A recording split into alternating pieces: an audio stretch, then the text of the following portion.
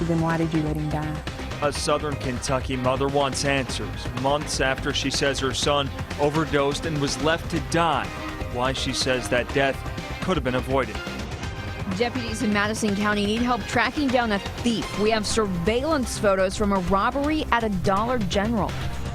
Man's best friend can also be a lifesaver. It means independence. How a service dog can help change this Estill County family's life for the better.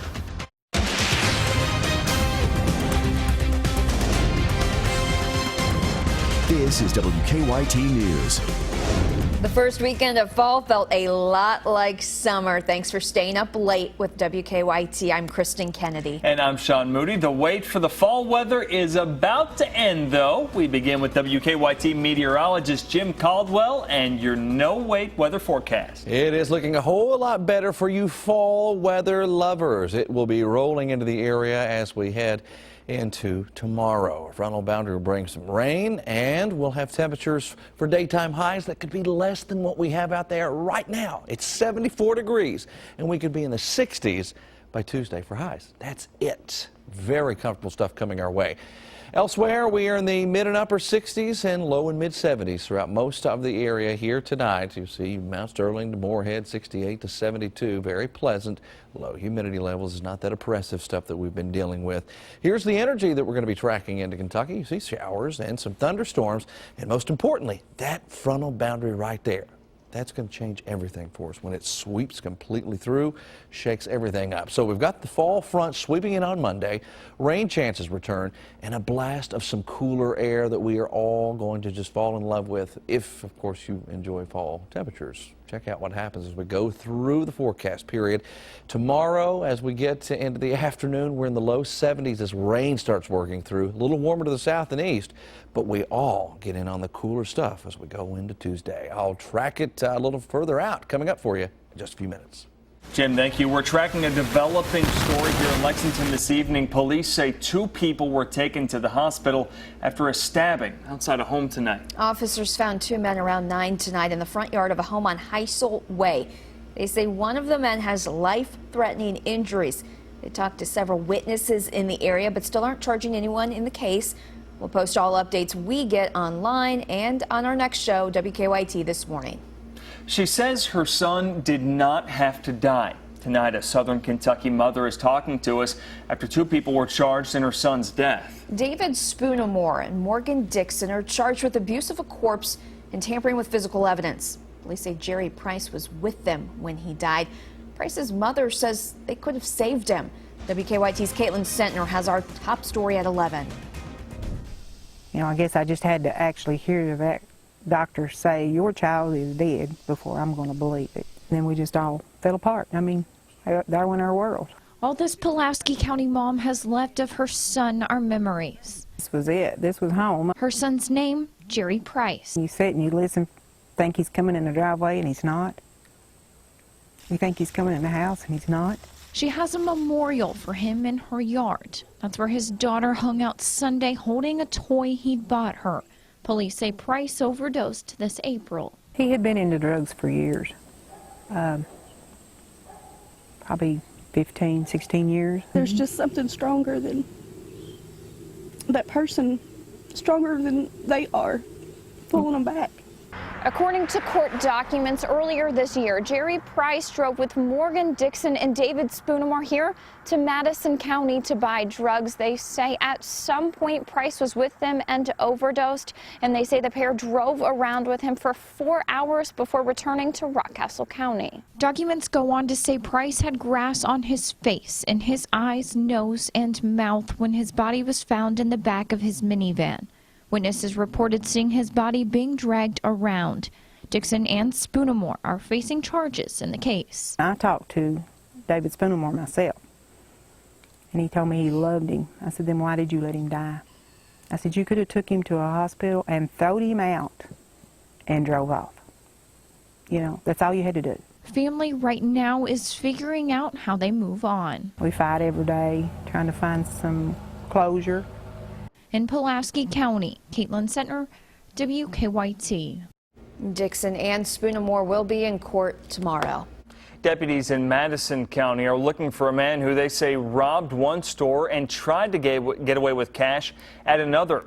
Deputies released this surveillance picture of that man. They say he walked into the Dollar General on Irvin Road, grabbed some items, then approached the clerk. The man then, we're told, handed a note to the clerk and lifted up his shirt to reveal a gun. No one was hurt, but deputies believe the man tried to rob the Dollar General on the bypass shortly before going to that one there on Irvin Road.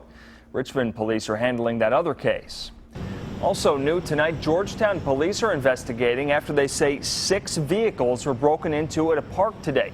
Police say someone smashed the windows of 5 vehicles at Suffaletta Park around 3 o'clock this afternoon and then got into a 6th one that was unlocked.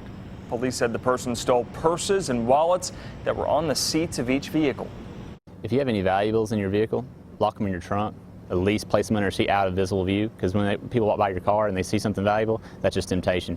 So you got to take temptation away from it. So lock them in your trunk, place them on your seat or something. Always keep your vehicle locked. The police tell us they don't have a good description of the person accused of breaking into those vehicles, but police say it looks like the person used some kind of a square object to smash through the windows. Major League Baseball is mourning the loss of one of its brightest young stars. Marlins pitcher Jose Fernandez died in a boating accident early this morning. CBS's Brooke Silva-Braga shows us how Fernandez is being remembered. Jose Fernandez was remembered across the baseball world Sunday as an all-star pitcher, but even more so for the spirit he brought to the game. When you watch kids play Little League or something like that, that's the joy that Jose played with. The 24-year-old and 2 friends died early Sunday morning after their 32-foot boat crashed into a Miami jetty.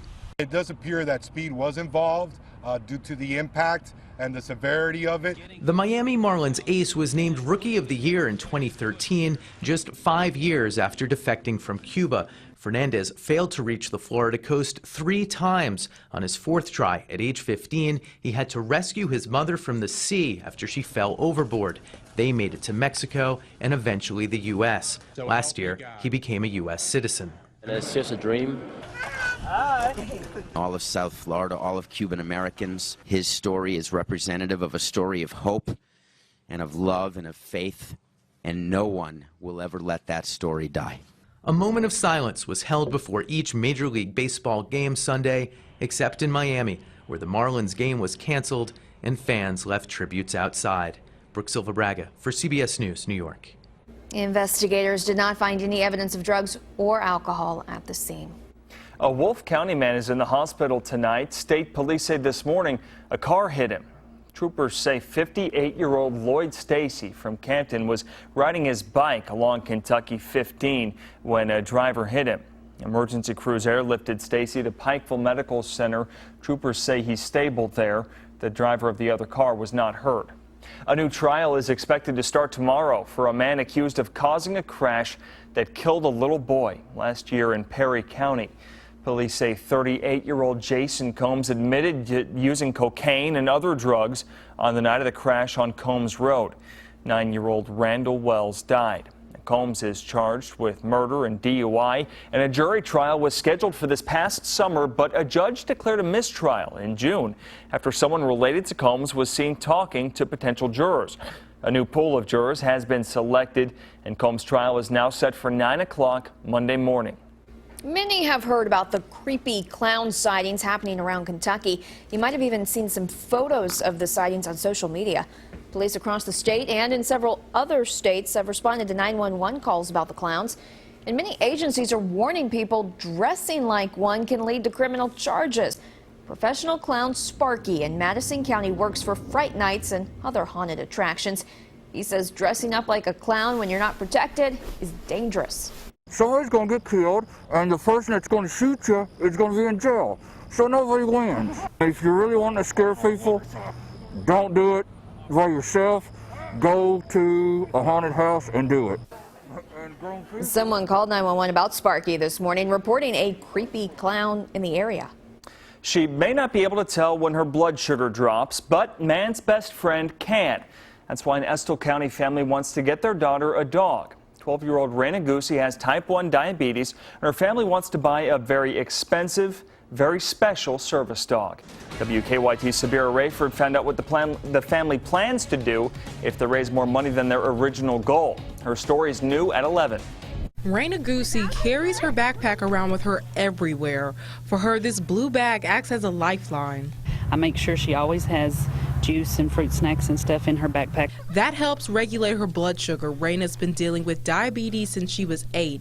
She's had to cut back on time with her friends. It's tough for them too. If she wasn't going to play with me, it would feel sad to her and me because she wouldn't be able to play all the activities. After one rough night, Raina's blood sugar was extremely low. Her mother decided it was time to do something about it. So I was literally her laying on the couch with me pouring syrup in her mouth to just try to get her sugar to come up. So she started a fundraiser to get Raina a diabetic alert dog to help monitor her blood sugar levels. It means independence. But it's going to take a lot of money. She says right now they're almost halfway to their goal. But for Raina, one dog isn't enough. Once I get my dog and we raise all the money, I'd like to keep raising money for other people. Though her journey is just getting started, helping others is not taking a back seat. Because I would like to help people like other people have helped me. In Estill County, Sabira Rayford, WKYT. Musician Bret Michaels found out about Raina's journey and actually gave her a call this weekend. He's planning to use his Life Rocks Foundation to make a donation. Michael says he too has type 1 diabetes. Still to come on WKYT, a big brewery in Lexington is asking customers to take their beer back to the store where they bought it. The reason for the recall. And let the madness begin. Well, part of it anyway. People will start lining up for Big Blue Madness this week, and we'll go over some of the changes with you again. Now, your hour-by-hour forecast with meteorologist Jim Caldwell. As we go moving along into the new work week, we're going to see some changes start to unfold here for us with a frontal boundary rolling through the area, and it will take the warmth that we have out there right now and it's just going to push it to the side. Here's what we've got right now area-wide with our temperatures. It's low mid-70s, upper 60s. Very pleasant night if you walk outside, and it'll be a very pleasant morning tomorrow as well. We have plenty of stuff going on around us. Nothing here at the moment. A few showers and thunderstorms have developed out ahead of the main energy across parts of Illinois into Indiana. There you can see some of those showers and a few little claps of thunder through that area. But other than that, it's generally showers. Not a big deal at this point in time. What will be the big deal is how much cooler the air behind that front will be for us, because it will be significantly cooler. Daytime highs today out of the airport, 91. Tomorrow we're in the mid-70s, and then we could very well be in the upper 60s by Tuesday. So there you see what happens. A big-time cool down coming at us. Here's how that front acts as we go rolling through time here. As it sweeps through Kentucky, it will take the rain chances out of here with it, and then it just builds in that cooler air mass behind it, and that runs the show Tuesday morning into Wednesday. Some pretty decent looking stuff here. Notice though that the low is still hanging around. It's right in position over the Great Lakes.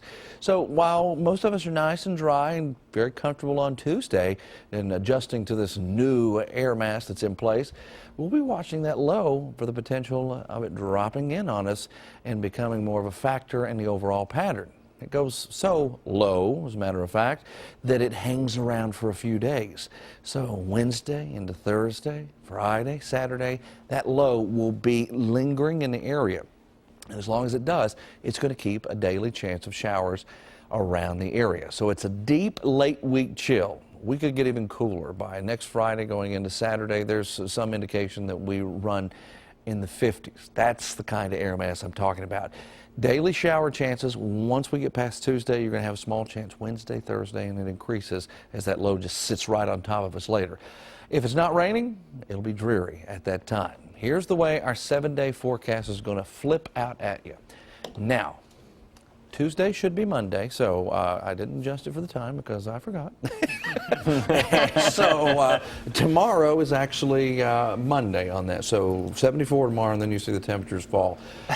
That midnight stuff gets me every time. That's too much math for me right now. I know. It's too much for me, too. I'm half asleep over here and forgot to adjust it. But you get the general idea. Yeah, I saw 40s in there. Yeah, Ooh. some chill. Get the jackets. Thanks, Jim. Up next, the stage is set for the biggest event yet in the race to the White House. What we can expect to hear during Hillary Clinton and Donald Trump's first debate. Tuesday night's Mega Millions jackpot is $25 million, and Wednesday night's Powerball jackpot is $60 million.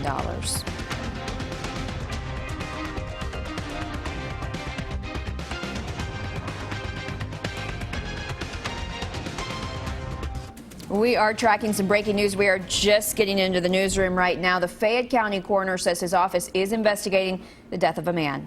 He said that man died after being involved in a fight along Heisel Way. He's not releasing the man's name or his cause of death. Now, at the top of our newscast, we told you about a stabbing incident on that same street just a few minutes ago. An autopsy is scheduled for Monday morning in Frankfort. Of course, we'll have more information as we get it in on WKYT.com.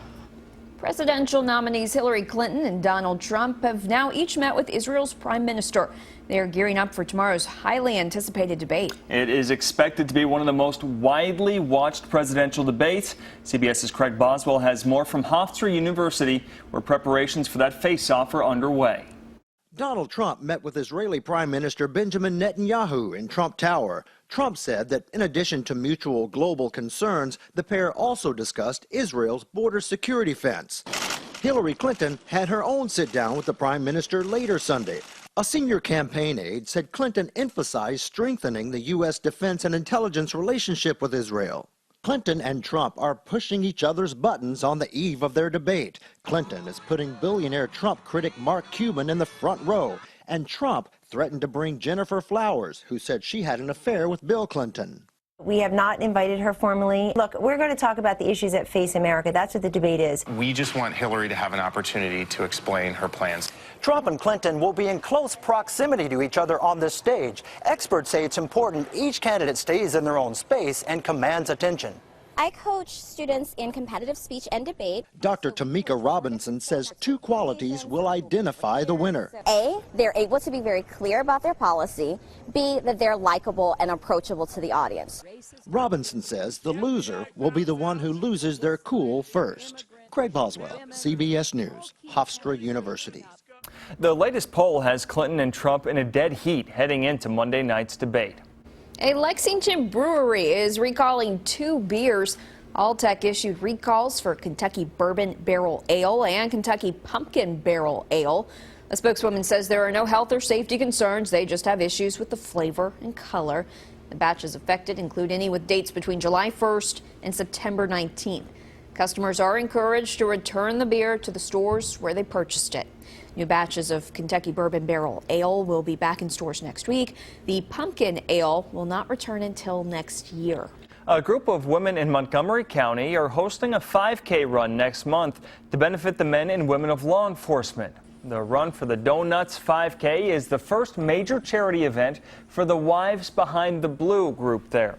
All proceeds from that run will go to the National Law Enforcement Memorial Fund and Shop with a Cop.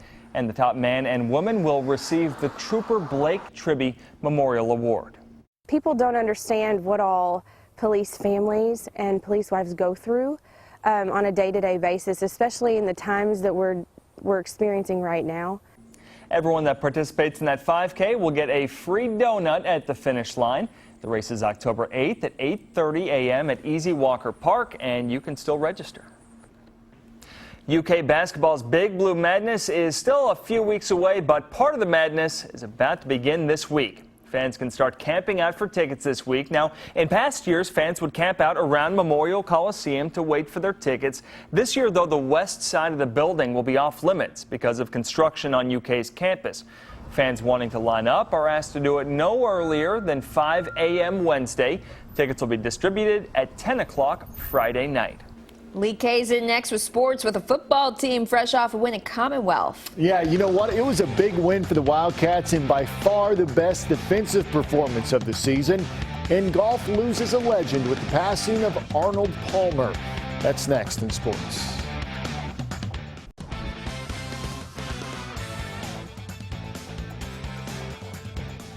After giving up 131 points in the first 3 games of the season, the Kentucky defense was able to hold South Carolina to just 10 points on Saturday night. The 17-10 win marked the first time that Kentucky has held an opponent to 10 points or less since limiting Vanderbilt to 7 points back in 2014. The Wildcats also had 4 sacks and more big defensive plays late in the game. Mark Stoops said that it all started with his big guys up front. It really appeared to me that the guys up front played really much tougher tonight. And I know Avante made a couple critical plays. He made a few plays that stood out to me, and Courtney, I know, had some good pressures, and of course the guys off the edge had some good rushes as well. So I thought it all starts up there. You know, a lot of teams ran on us in the past, and we stopped it. And they really couldn't throw. Overall we just did have to play a great game. I just know we got the win, and I'm just happy that we won. Steven Johnson made his first start for the Wildcats, and while his numbers didn't jump off the stat sheet, 11 of 19 for 135 yards, he was able to lead the Kentucky offense on long drives and at times use his legs to pick up first downs. After the game, Mark Stoops talked about one of the biggest plays of the game. Early in the fourth quarter, with the score tied at 10, Johnson scrambled on 3rd and 7 to pick up a first down at the 1-yard line. The very next play, UK scored the go-ahead touchdown. It's a backbreaker when you have things covered or you get some good pressure and a guy pulls it down and scrambles and makes that first down. It hurts your defense, and it was big for us. And it was a smart decision and good vision by him, and a good run. I think I've got a lot more experience now after playing these last 2 or 3 games. But just that, I think the offense altogether really has come together as a unit to be able to extend plays and drives, move the ball down the field efficiently. And now it's on to the toughest game of the season at Alabama next Saturday, 7 o'clock. The game will be televised by ESPN. The top teams held their spots in the newest AP poll, led by number 1 Alabama. The Crimson Tide received 50 first-place votes. Then it's Ohio State, followed by Louisville.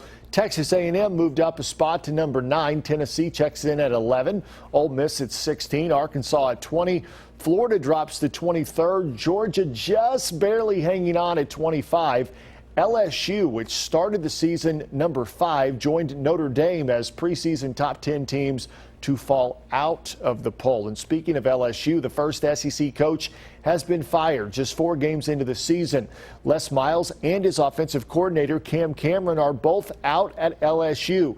D-line coach Ed Orgeron will take over as the interim head coach. In 12 seasons, Miles had a record of 114-34, and he won a BCS national title in 2007. The Tigers started this season 2-2 after losing a heartbreaker Saturday at Auburn.